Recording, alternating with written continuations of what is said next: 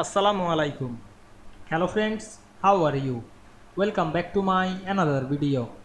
In this video, I am going to show you how to put a bottom border on every row in Microsoft Excel.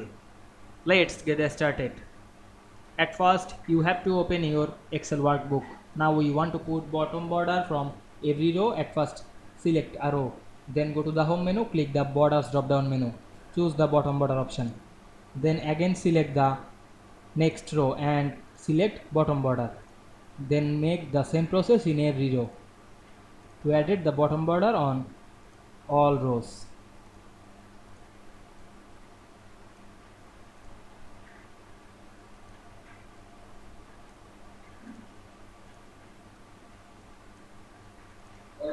Now we can see here we added the bottom border on every row. Now we want to make sure the border is added. Go to the file menu, select the print option and check the border. We can see we added bottom border on every row easily.